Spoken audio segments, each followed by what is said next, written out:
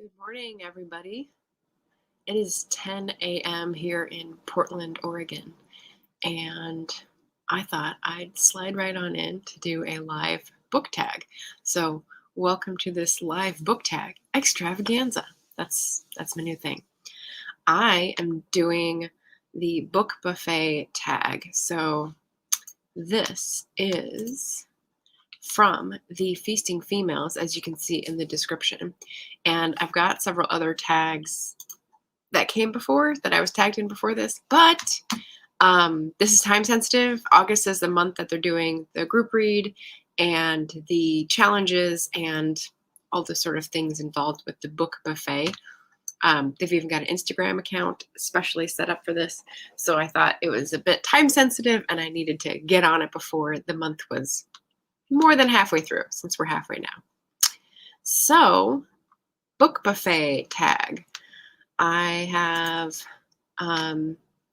there's lots of questions. There's lots of food related questions, but not food and fiction, interestingly enough. They're just, you'll see, adjacent. Before I start, I'm going to do a quick shout out. We have, oh, hey John, howdy. It's 1 for you, so lunchtime, nice lunchtime activity. I am going to put up, I don't know, this is a science fiction fantasy and you might be interested.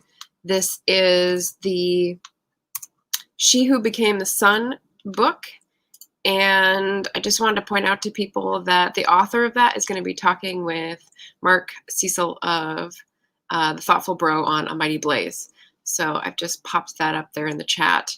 I have not read this book, but Amrita has so much sold me on this book that I'm really excited about hearing the author talk. Apparently, they are, I guess, somewhere in Asia because 2 p.m. Eastern is 4 a.m. for Shelley Parker Chan. So she's very excited to talk to people about this, even though it's 4 a.m. So I'm like, I want to be there and support someone who's that committed to audience engagement, right? Science fiction, fantasy, epic. I sort of got the same feels from Amrita about this as A Memory Called Empire, which I'm reading now, which is by Arkady Martin, that it's like an epic fantasy that has a lot to say about our world, obviously, as they usually do. And also sort of like breaks your heart as it goes through because the characters go through so much. So I'm very excited to see what questions Mark brings to this author, and hope you can join me in the chat and get some good questions going from our side as well, and show people in the publishing world that, you know, BookTube has got things to say. It's not a chip on my shoulder at all. So that is the shout out. That is going to be happening in an hour. So I thought I'd pop in right before to sort of alert people before they could forget. So in an hour, Shelley Parker Chan is going to be talking to Mark on A Mighty Blaze, and that is the link to join. So if you have the time, would love to, you know, Twitter Pete in the comments, as I said on Twitter. And the other thing that I wanted to shout out before the tag is the thing that I have going on Sunday at 5 p.m. Pacific, which is an AuthorTube panel. And we're going to have 4 people on, including me, I believe. And we're going to be talking about marketing as an author and how you have to sort of divide yourself into public and private selves.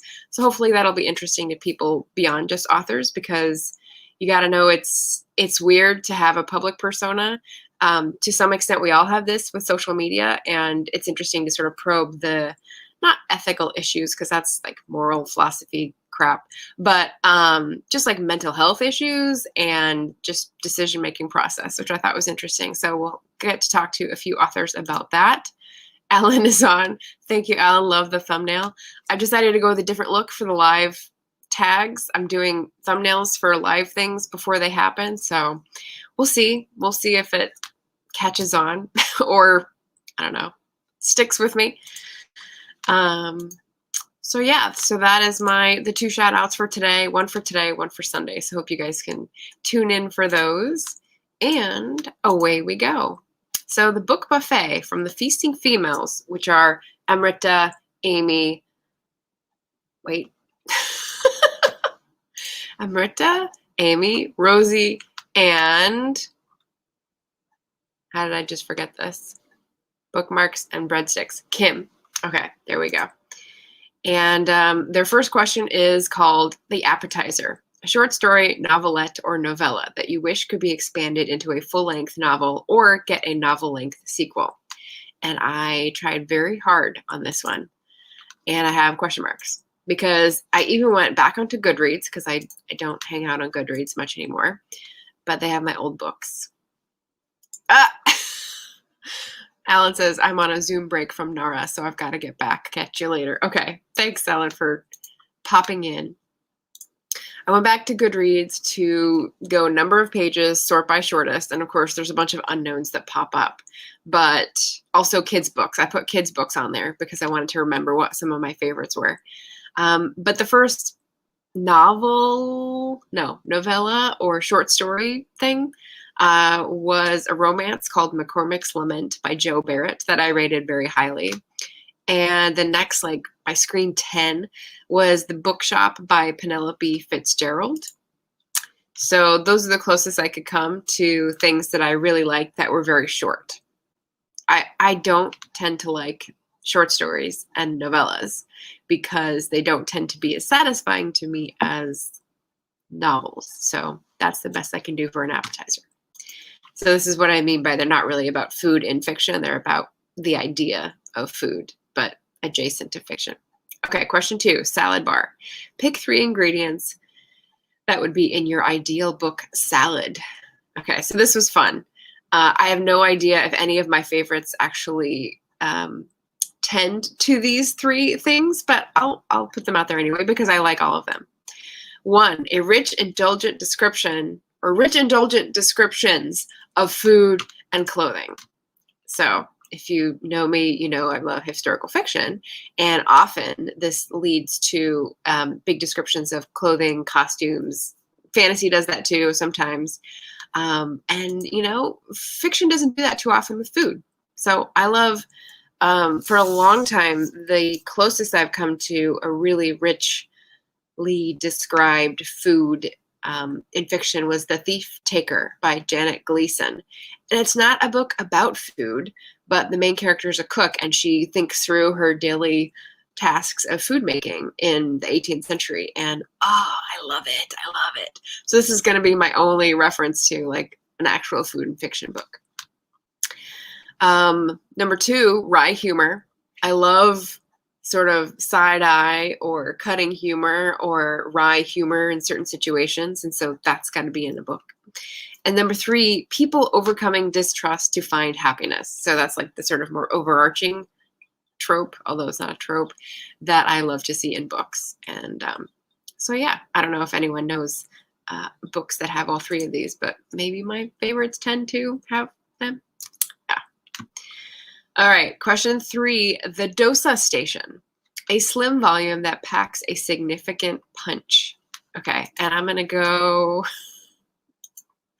well, aren't you just Thomas Jefferson-esque? I hope people get that. What did I miss? It's a Hamilton reference. He comes in Act 2 and says, "What did I miss?" So there you go. Our very own Thomas Jefferson, or Debbie Diggs, whichever way you want to go with it. I'm only on question 3, JD, but I did shout out the Shelley Parker Chan conversation happening on A Mighty Blaze today and the Author Tube panel we're having on Sunday at 5. So that's all you've missed so far. Question 3, DOSA Station, slim volume that packs a significant punch. So like I said, I'm going a bit rogue on this one, and I'm giving you nonfiction for this outfit of the day. It's going to be The Book on the Taboo Against Knowing Who You Are by Alan Watts. I have 3. Boundless Heart by Christina Feldman. And the only one that I brought out to show you that I wanted to reread, actually, Sweeping the Dust by Ruth Lauer Menenti. So I don't know that I would call these self-help books. They're somewhere in like the no man's land between self-help and philosophy, because I'm not really in either these days. JD says, I cut my hair so I can't do JD Estrada Hamilton. I don't know. He's got, Devi Diggs had like the dreads going on. And he says, we'll see if I can swing by. Such a supporter. Thank you. So yeah, so between, like, they're short, but they pack a lot of sit back and think moments. So the reason I took this out to reread is because I'm sort of in a slump, not a reading slump, definitely not a reading slump. It's the opposite, but like a slump of everything else. And so I was like in a space where I'm questioning a lot of things and tired of questioning a lot of things. And so these books are about drilling down to what's holding you back or what's like pressing you down and trying to sit with it and digest it so you can spit it out eventually. So they pack a significant punch. And if anyone is in that mood of like noodling around and not knowing how to deal with something, I would suggest any of these 3 books. Did I put them in the description? I'll repeat them again. The book on the taboo against knowing who you are by Alan Watts, which is about fighting society's tendency to make you superficial, basically. Boundless Heart by Christina Feldman, which is about self-love and love of society. And Sweeping the Dust by Ruth Lauer Manenti. And that one is about funny observations she has that really get at larger truths. And so that one took me, I read it several years ago, but that was a really good one. I want to reread. I want to dip back in. Okay, question 4, Pasta or Pasta, a book that brings you comfort and leaves you fully satisfied and content when you're done with it. And, you know, we're seeing some bias in these questions because, you know, some people wouldn't be satisfied with pasta, but let's proceed with the prompt. Never mind the assumptions. For this one, this was also hard. These were hard prompts, guys. Like Feasting Females, like take note. These were a little difficult for me. I'm gonna go with A Writer's San Francisco: A Guided Journey for the Creative Soul by Eric Meisel. This is another nonfiction. I'm not playing your game choice. But brings you comfort and leaves you fully satisfied and content. And that's a hard one. I didn't go to my favorite shelf for this because I guess I don't reread too often anymore. So I can't really say that I do that. And I haven't even read this one in a while. But I remember that the feeling was that when I go through this is the one, More Than Writers Paris, that has, he's an artist. And so he puts his watercolors of San Francisco in, along with his musings about living in San Francisco, being an artist in San Francisco, the changing times, the privilege, the relationships, like all these wonderful things. I mean, they're just like drawings of buildings, and occasionally you have people in there, but it makes me a little homesick for California, but also satisfies that craving for like California style things. And so this is like one of those really pretty books that I'll keep. So that was Pasta. Let's see. Oh, I was going to ask a question. I put this up. Current reads. What are you currently reading, and is it satisfying? Is it satisfying like Pasta, or is Pasta not satisfying? Feel free to weigh in on that debate as well, because that is up for grabs. Question 5 is Beef, a book that is hearty, whether it's long, fills you up with gooey warmness, or it was just a slog to get through. Okay, and this is a lot of conflicting prompts. It seems like someone who just sort of went 3 different ways with this. So what did I choose? Hearty, yes, and fills you up with gooey warmness, or, you know, warmth, as I would say for that noun. But here we're going to say a few eggs and no oranges. It's a diary of World War II by Veer Hodgson. And as you could tell, it's a Persephone book. So it's got the gray cover and the special end papers, which are signs from World War II. And beef. I mean, you want something that is a hearty book meal. That is it. And as you can see, I'm only reading a few pages at a time, and I'm totally fine with it because this is the attitude of the writer is flippant, but so there's flippant humor, but in between there's lots of like very small glimpses of pathos. And it's interesting because I think the prologue tells you about this, but it's like she's writing that she knew that it was going to be read. Well, she knew it was going to be read because she was sending it to her family in South Africa and they were sending it back in pieces, which is an interesting way to write a diary. But it's not like you would think a diary is nowadays because you're not pouring your innermost thoughts. It's more like the diary of like 18th century Samuel Pepys, like what the weather was, what happened, who went where, some funny thing that happened to arrive on your doorstep. So it's a different feel, but it does have those breakthrough moments of, wow, Churchill said this today, and oh, we're going to fight, and oh, like that spirit of being under siege. So I'm really appreciating it in a few page increments before bed. Scientists reading world. I think this is Hugo. Hello, hello. Okay, JD says pasta is the shizzle. All right. Satisfying. Sounds good. And Hugo also loves pasta. I am reading Missing Pieces by Tim Weaver. It is satisfying for now. Okay.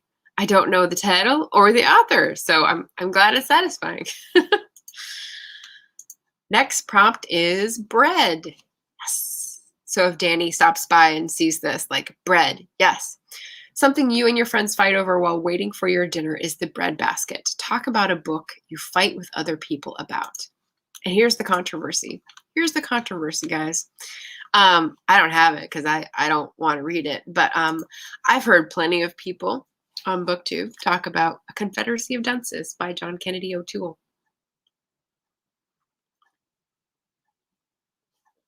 Not interested. Not interested. I might have like looked into it and read the blurb or looked into it and read the first few pages, but a book club read it like 10 years ago, 12 years ago maybe in DC, and I chose not to read it, chose not to read it or put it down or DNF'd it or whatever. And I'm not sure what it was based on, but I trust my intuition from that time. So, yeah. For people who say it's their favorite book and it's so clever, I'm just like, yeah, I don't need it. I don't need it. So, keep it, as they say on Crooked Media. But yeah, come fight me about that. Fight me over the bread basket. John says he's currently reading The Mirror's Truth by Michael R. Fletcher. No comment on if it's satisfying. Oh, is this a secret TBR? Or it's not a BookTube prize? Like, okay, no comment. All right. And JD says, I have as well and want to read it. You want to read Confederacy of Dunces. See, that's where we differ, JD. Sorry, can't follow you on that one. Prompt number 7, The Cheese Room. The Cheese Room, a book with a happy ever after ending. Okay, so this is based on the fact that I guess Europeans have cheese at the end of a meal, or fancy people have cheese at the end of a meal. I don't. I have cheese in pockets throughout the day when I want something that's like filling and satisfying, but like not carbs or empty calories or crap, because I don't eat a lot of cheese at once. And so that's my cheese experience. Sorry you had to hear that. But for a book, I'm going to give this one. So I'll say more about it in my wrap up. But The Bookshop of Second Chances by Jackie Fraser. It's a romance. It's a women's fiction. I don't know if the author is in the UK or in the US, but I found a few interesting things about that while I was reading. So I'll go into more detail about that later. But it definitely has a happy ever after. And there's definitely people overcoming distrust to find happiness. And, it's set in a bookshop. So what more could you want? Oh, no. Okay. John says it's the sequel to Beyond Redemption and very dark. Oh, okay. Well, yeah, you're going to need help getting through that one. And Hugo says, cheese here goes in the start with the bread. Really? Usually with olives also for me. I skip it. You skip the cheese, but you have it with olives? Okay. I'm confused here. Do you have cheese with olives or do you just have olives? Both are fine. I like both. So yes, that's number 7. Number 8, the chocolate fountain, which I don't think goes really well with this question. When you read a new series or author, do you dip in and out, fountain, or do you read it all back to back? And I don't know if they're talking about the book or the series. It's a little unclear. So it depends. For me, my answer is it depends on the book or genre, not the author. For instance, I was just gifted Court of Thorns and Roses by someone who shall not be named because now I'm addicted. And that's a big, thick book. And the next one is even a thicker book. And I read that one in one day. So already addicted. But that's because the genre is fantasy romance. And that's hard not to like go right through. But the other books I'm reading that are about nature and plants and spirituality, those I dip in and out of because they require more thought. So like the Moss book by Dr. Robin Wall Kimmerer, for example, like I'm not going to be racing through that one. The one I'm reading now called Rooted by Lyanda something Haupt, I'm not racing through that. I'm taking it in pieces and like sitting with it. So it depends on the book or genre, not the author for me.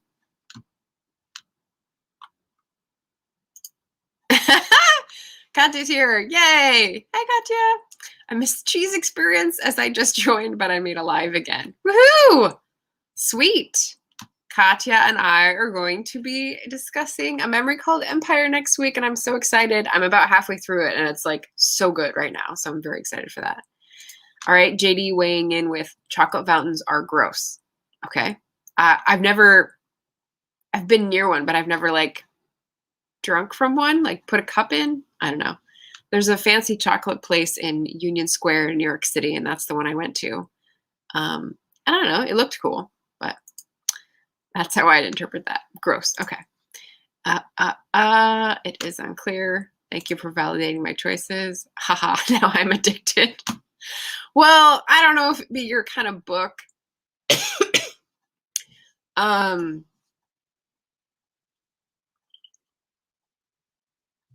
And this is what I'm definitely, this is the book I'm definitely going to do a standalone review on. So maybe I shouldn't talk more about it here. But fantasy romance, Beauty and the Beast retelling, which I forgot while I was reading, and you know, big book series by a huge hyped author. So not usually my jam, but let me tell you, I am now addicted. I like big books and I cannot lie. It's true. Katya, no, are you already on the fountain? Oh, yeah. Oh, well, sweet is always good. I love that you're addicted to ACOTAR. The first book isn't good, and then the series gets you. Lol. Ah! Interesting. Interesting. Okay, we've got some diverse opinions because I'm thinking that, okay, so if you know my system, I turn down corners at the top. I know I'm a beast. Turn down corners at the top of the page if I like something on a page, and turn down corners at the bottom if something's wrong or if I have a question. There are a lot more turn down bottom corners in The Mist and Fury, the book 2. So Katya, watch out. When we discuss this, like we might have words, so watch out. Judy says, looks cool, seems nasty. Okay, well, chocolate fountains aside, yes. ACOTAR series doesn't seem like my cuppa. Yeah, I would probably say this. There are some interesting themes, definitely, that you would appreciate, but I don't know if you'd want to go through like all the words and all the angst to get there. So fair.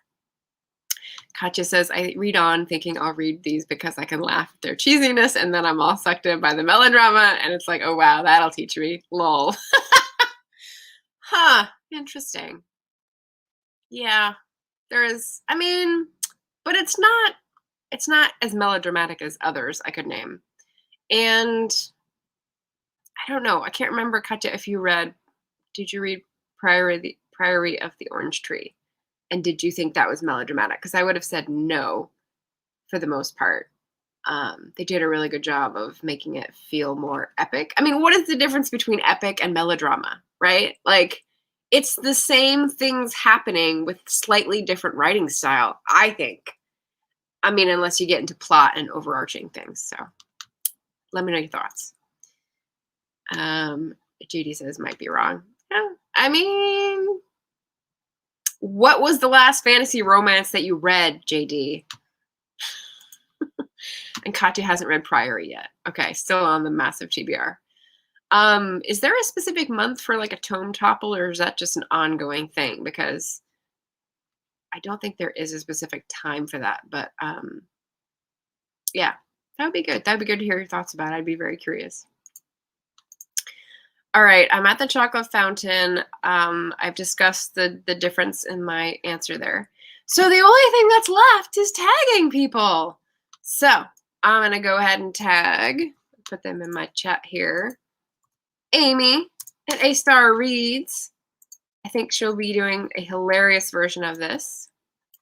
Sandy at Ms. Reads a Lot, because even though she's taking a mental health break right now and is not going to be commenting or watching this, I think she'd really enjoy getting fun with these prompts. And Hannah's Books, because she has done some great videos on food themed things. So I think she would enjoy cogitating on these prompts as well. So those are my 3 tags. And, you know, maybe you can get to it in August because that's the month for the book buffet. But if not, no worries. Let me just put in the chat the original video in case you're all like, what the heck is book buffet anyway? And I think that's good. I have done my duty, as the guy says in Austinland. I'm a military man, never struck my duty. Is it March of the Tomes? No. You're thinking of March of Dimes. That's different. P.S. March of the Moderns is going to be moving to May because there's just too much shit in March. So just warning everybody. Yeah. So yeah, current reads, Memory Called Empire, already mentioned. Rooted, already mentioned. Few Eggs and No Oranges, already mentioned. What else is over there? My 2 Wit Month reads, Women in Translation Month. I'm reading The Nakano Thrift Shop and Beauty is a Wound. So that's from Indonesia and from Japan. And when I do the reviews, I'll give the translator name. I keep forgetting that. Sorry. I'm not a very good translation reader. My shit stays in March. I forget. What do you have going in March? Is it your... It's not the indie thing. It's all the prompts.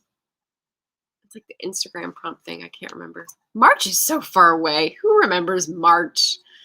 No. Yeah, so I have talked about a lot of books, most of them that I liked, except for the breadbasket. If you have questions about any of them, feel free to ask. Hope you're all doing, oh, March of the Writers. March of the Writers. That's right, writer questions. Yeah. If you have questions about any of the books, let me know. Hope you're having a good reading month. As I said, I'm having an everything slump, which means my reading is like way up.